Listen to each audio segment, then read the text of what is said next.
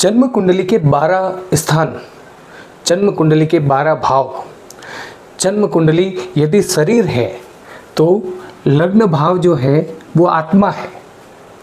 जन्म कुंडली का ये पहला भाव है। जन्म कुंडली में ये 12 हिस्से हैं, 12 भाव है, 12 स्थान है। और ये जो है ये पहला स्थान है, पहला भाव है, प्रथम भाव है। इसे हम लग्न भाव कहते हैं। लग्न भाव के स्वामी को लग्नेश कहते हैं। मित्रों, जन्म कुंडली यदि शरीर है तो कुंडली का पहला भाव लग्न भाव आत्मा है और इस भाव का स्वामी परमात्मा है। परमात्मा यानी परम पिता। मित्रों, यदि हम इसे पिता माने या मुखिया माने तो एक पिता, एक मुखिया अपने सभी पुत्रों को समान दृष्टि से देखता है। जो भी सुख सुविधाएं हैं उनमें समान तरीके से वितरित करता है। और यूं कहें कि पिता जब तक साथ में है हर राह आसान होती है और पिता के बिना हर मोड़ डरावना होता है। बशर्ते पिता जो है वो बलवान स्थिति में होना चाहिए, यानी लग्न भाव का स्वामी लग्नेश जो है वो बलवान स्थिति में होना चाहिए।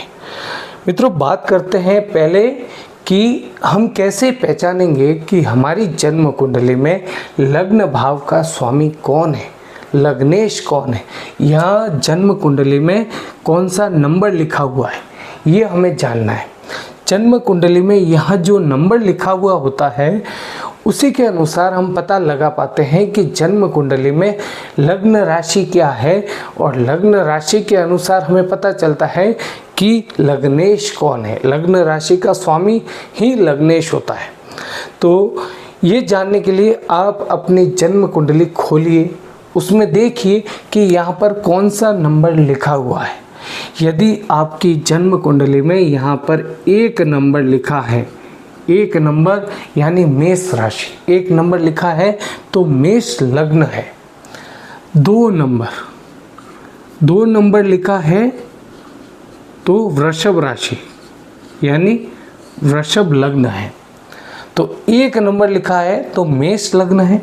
और लग्नेश जो होंगे ये तो हो गई लग्न की राशि, मतलब आपकी जन्म कुंडली में लग्न है वो कौन सी राशि का है। तो ऐसे आप पता करेंगे। 1 नंबर लिखा है तो मेष लग्न है और लग्न स्वामी यानी लग्नेश कौन है। तो अगर 1 नंबर लिखा है तो लग्नेश है मंगल, और 2 नंबर लिखा है तो वृषभ राशि लग्न राशि है और लग्नेश होंगे शुक्र। 3 नंबर लिखा है तो मिथुन राशि है, लग्न की राशि मिथुन राशि और लग्नेश होंगे बुध। 4 नंबर लिखा है तो कर्क लग्न है, कर्क लग्न की कुंडली है और लग्नेश है चंद्रमा। और 5 नंबर यहाँ पर लिखा है तो सिंह लग्न है और लग्नेश सूर्य। 6 नंबर लिखा है तो कन्या राशि है, कन्या राशि का लग्न है और बुध इसके स्वामी होते हैं, तो लग्नेश होंगे बुध। 7 नंबर लिखा है तो तुला राशि का लग्न है, तुला लग्न है और शुक्र तुला राशि के स्वामी होते हैं, तो आपके लग्नेश होंगे शुक्र। फिर 8 नंबर का स्वामी मंगल होता है और मेष राशि का भी स्वामी मंगल होता है। 8 नंबर यानी वृश्चिक राशि, वृश्चिक राशि का भी स्वामी मंगल होता है। तो अगर 8 नंबर लिखा है तो आपकी जन्म कुंडली में 8 नंबर लिखा है लग्न भाव में तो लग्नेश होंगे मंगल। 9 नंबर लिखा है तो धनु राशि, धनु लग्न और लग्नेश होंगे गुरु ग्रह। अब आगे आपको दिख रहा है या नहीं दिख रहा है वो मैं लिख रहा हूँ उसके हिसाब से आप सुन लेंगे। मकर लग्न होगा, 10 नंबर लिखा है तो मकर लग्न, और मकर लग्न का स्वामी होता है शनि। यानी 10 नंबर लिखा है तो आपकी जन्म कुंडली में लग्नेश है शनि। 11 नंबर लिखा है, 11 नंबर यानी कुंभ राशि, कुंभ राशि का भी स्वामी होता है शनि। तो 11 नंबर लिखा है तो आपकी जन्म कुंडली में लग्नेश होंगे शनि। 12 नंबर लिखा है तो 12 नंबर मीन राशि, मीन राशि के स्वामी होते हैं गुरु। अब ये तो आपको पता चल गया कि जन्म कुंडली में हम लग्नेश कैसे पता करेंगे। अब मित्रों, आपकी जन्म कुंडली में यहाँ पर जैसे कि 3 नंबर लिखा है तो आपकी जन्म कुंडली होगी मिथुन लग्न की। ठीक है, मिथुन लग्न की कुंडली। तब इस तरह से जन्म कुंडली में नंबर लिखे हुए होंगे। तो यहाँ पर 3 है तो यहाँ पर 4 होगा, यहाँ 5 होगा, 6 होगा। ये मैं आपको एक उदाहरण देकर बता रहा हूँ मिथुन लग्न का, कि जन्म कुंडली में नंबर इस तरह से लिखे हुए होंगे। ये 3 से लेकर शुरू हुए, क्योंकि मिथुन लग्न में जन्म हुआ तो मिथुन लग्न से शुरू होकर राशियाँ इस तरह से बैठेगी और वृषभ राशि तक आकर आपके 12 खाने जो है वो पूरे होते हैं। जैसे 3 नंबर यानी मिथुन लग्न, फिर ये दूसरा भाव, ये पहला भाव, ये दूसरा भाव, ये तीसरा भाव, ये चौथा भाव, ये 5वां भाव, ये 6ठा भाव, ये 7वां भाव, ये 8वां, ये 9वां, ये 10वां, ये 11वां और ये 12वां। इस तरह से ये 12 भाव हैं। अब मित्रों, मतलब यहाँ पर 3 नंबर लिखा है तो ये तीसरा भाव नहीं है, ये पहला भाव है। यहाँ पर 4 नंबर लिखा है, इसका मतलब ये नहीं है कि ये चौथा भाव है।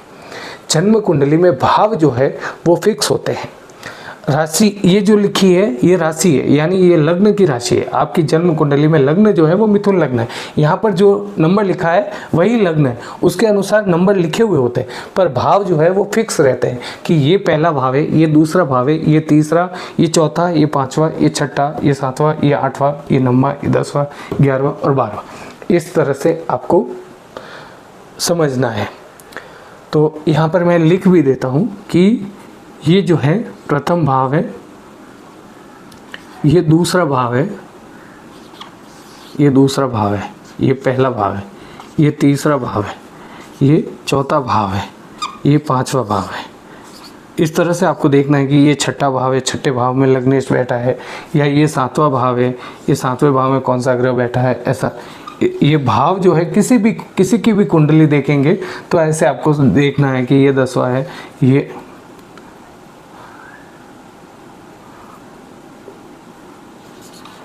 ये 9वां भाव है, ये 10वां भाव है, ये 11वां और ये 12वां। इस तरह से ये 12 भाव है। ये जो बाहर लिखा है वो लग्न के अनुसार नंबर है, और ये भाव जो है वो फिक्स होते हैं। तो भाव की संख्या लिखी हुई नहीं होती है। कोई भी आप मोबाइल से कुंडली बनाएंगे या पहले हाथ से बनी हुई कुंडली हो तो उसमें भाव की संख्या नहीं लिखी होती है कि ये पहला भाव है, ये दूसरा भाव है। तो ये आपको पता होना चाहिए कि ये पहला भाव है, ये दूसरा है, ये तीसरा है। ठीक है, उस तरह से आप देखेंगे तो आपको समझ में आएगा कि अभी लग्न के हिसाब से नंबर लिखे होते हैं, लग्न के हिसाब से नंबर लिखे हुए होते हैं। तो 3 नंबर, 4 नंबर, इस तरह से मिथुन लग्न का उदाहरण दे रहा हूँ तो ऐसे आप देखेंगे। अब आपको देखना है कि आपकी जन्म कुंडली में लग्न भाव का स्वामी लग्नेश कहाँ पर बैठा है। अब मित्रों, लग्नेश जो है वो जिस स्थान में बैठता है उस स्थान को अपना बल देता है, अपनी ताकत देता है, अपनी ऊर्जा देता है। मित्रों, लग्नेश यदि पहले भाव में बैठा है तो इस भाव का लग्नेश जो है वो बुध है। इस कुंडली में लग्नेश जो है वो बुध है। तो बुध यदि यहाँ पर बैठ गया तो जातक के व्यक्ति के वारे न्यारे हैं, उसका व्यक्तित्व अलग होगा, बहुत ही श्रेष्ठ व्यक्तित्व वाला व्यक्ति होगा, सुंदर होगा और स्वस्थ शरीर वाला होगा, बलवान व्यक्ति होगा। देखिए, लग्नेश यदि लग्न में बैठा है, कहावत है कि ऊंट यदि बैठा हो फिर भी वो कुत्ते से ऊंचा होता है। तो ऐसा व्यक्ति कभी झुकता नहीं है, इसे झुकाया नहीं जा सकता है। लग्नेश लग्न में होना बहुत ही बड़ी बात होती है, बशर्ते लग्नेश बलवान हो बलवान यानी लग्नेश जो है वो अस्त नहीं होना चाहिए, लग्नेश के अंश जो है वो कम नहीं होना चाहिए, या ऐसा कहें कि बाल्यावस्था में लग्नेश नहीं होना चाहिए, वृद्धावस्था में लग्नेश नहीं होना चाहिए। तो वही लग्नेश आपको अच्छा फल देने वाला होता है। शत्रु राशि में ना बैठा हो, स्व राशि का होना चाहिए। जैसे कि बुध जो है वो मिथुन राशि के भी स्वामी हैं और कन्या राशि के भी स्वामी हैं। तो बुध यदि स्वराशि, लग्नेश यदि स्वराशि में बैठा हो, मित्र राशि में बैठा हो तो अच्छा फल देता है। यदि शत्रु राशि में बैठा है तो फल कम देगा। तो इस तरह से हमें देखना। तो पहले भाव में बैठा है तो वारे न्यारे है। दूसरा भाव जो है धन का भाव है। दूसरे भाव में यदि लग्नेश विराजमान है तो व्यक्ति धन के बारे में, धन का प्रबंध कैसे करना है, कर्ज कब लेना है, कब नहीं लेना है, निवेश कहाँ पर करना है, बचत कैसे करनी है, खर्च कैसे करना है, इन सब में माहिर होता है। और दूसरा भाव वाणी का भी भाव है। तो बुद्धिमान व्यक्ति जो होते हैं वो बोलते कम हैं, मौन अधिक रहते हैं। तो ये दूसरे भाव के बारे में, यदि दूसरे भाव में लग्नेश विराजमान है तो। तीसरा भाव साहस का भाव है, आत्मविश्वास का भाव है, कॉन्फिडेंस, पराक्रम, भाई बंधुओं का भाव है। तीसरे भाव में यदि लग्नेश बैठा है तो व्यक्ति जहाँ खड़ा होता है लाइन वहीं से शुरू होती है। ये तीसरे भाव की महिमा है, यदि लग्नेश जो है वो तीसरे भाव में विराजमान हो जाए। अब बात करते हैं चौथे भाव के बारे में। चौथा भाव जो है सुख का भाव है, संपत्ति का भाव है, वाहन का भाव है, बचपन में जो शिक्षा प्राप्त होती है उसका भाव है, सुख सुविधाएं प्राप्त होती है उसका, जीवन जो है आनंदमय व्यतीत होता है यदि लग्नेश चौथे भाव में हो। ऐसा व्यक्ति यूँ कहें कि चांदी के बर्तन में खाएगा तो कोई अतिशयोक्ति नहीं होगी। तो चौथे भाव में लग्नेश हो तो बहुत ही शुभ होता है, श्रेष्ठ होता है। लग्नेश बलवान होना चाहिए। बुध यानी कि लग्नेश जो है यदि पंचम भाव में बैठा हो, पंचम भाव शिक्षा का भाव है, बुद्धि का भाव है, पंचम भाव संतान का भाव है। यदि पंचम भाव में लग्नेश बैठे तो हाथ कंगन को आरसी किया, पढ़े लिखे को फारसी किया। उसके लिए सारे काम जो है सरल हो जाते हैं। वो सरलता से पर्वत की चोटी पर चढ़ जाता है, वो सरलता से किसी भी समस्या का हल कर देता है। लग्नेश यदि छठे भाव में विराजमान हो जाए, छठा भाव कर्ज का भाव है, रोग का भाव है, तो छठे भाव में यदि लग्नेश बैठ जाए, शत्रु का भी भाव है, तो ऐसी स्थिति में व्यक्ति की विचारधारा जो होती है वो बहुत ही अलग विचारधारा होती है। ऐसा व्यक्ति की कर्ज से उबरा कैसे जाए, कर्ज से निकला कैसे जाए, या शत्रु जो है, अब जैसे कि युद्ध है या लड़ाई का है माहौल, तो उसमें लड़ाई से बचा कैसे जाए कि लाठी भी ना टूटे और सांप भी मर जाए। तो ऐसी विचारधारा उन लोगों की होती है। मतलब ये लोग लड़ाई से दूर रहते हैं, ये लोग झगड़ा नहीं करना चाहते हैं, फंसना नहीं चाहते हैं, उनसे कैसे निकलना है आसान तरीका निकाल लेते हैं अपनी बुद्धि से, अपने विवेक से। ऐसा ये लोग ऐसा करने में बड़े माहिर होते हैं। अब सातवें भाव में यदि लग्नेश विराजमान है, सातवें भाव को देखें तो ये गृहस्थ का भाव है, ये भागीदारी का भाव है। अगर लग्नेश सातवें भाव में हो तो ऐसे व्यक्ति जो है अपने पार्टनर के लिए, अपने सहयोगी के लिए, अपने पति या पत्नी के लिए बड़े व्यवहारिक होते हैं, बड़े ईमानदार होते हैं। बात करें आठवें भाव में यदि लग्नेश हो, आठवां भाव गुप्त ज्ञान का है, आठवां भाव गुप्त धन का है, आठवां भाव आयु का भी भाव है।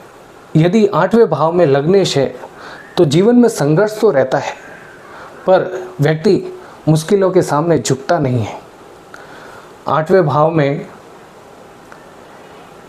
यदि लग्नेश हो तो व्यक्ति से डॉक्टर और वकील भी दूर रहना पसंद करते हैं।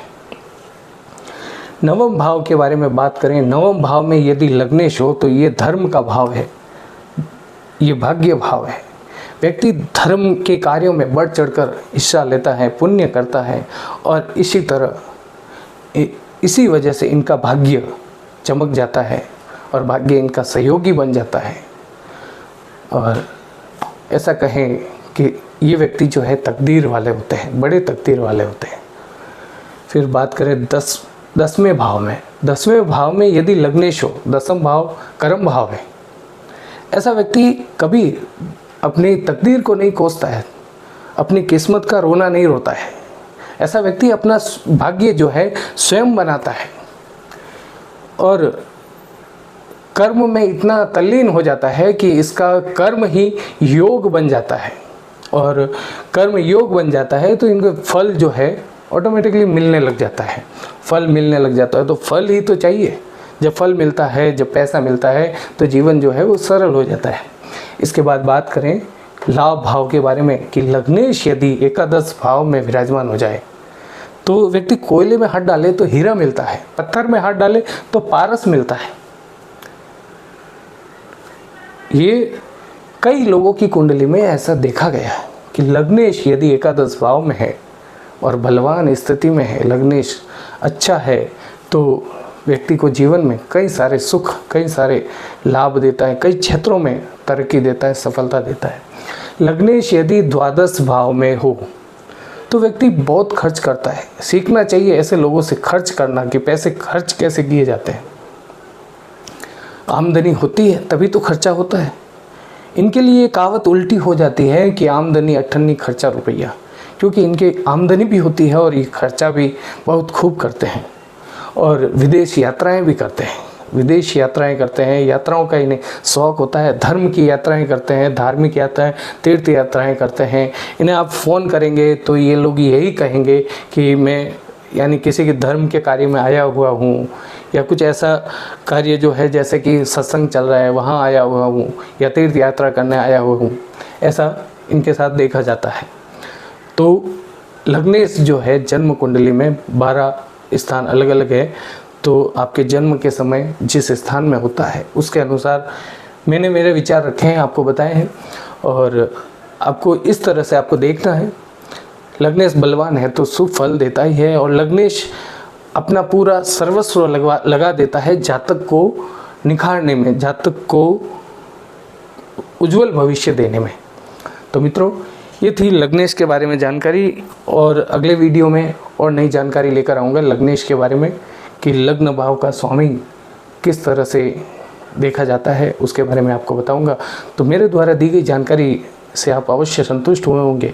इस वीडियो को लाइक करना, अपने मित्रों के साथ शेयर करना। फिर मिलेंगे नई जानकारी लेकर। धन्यवाद।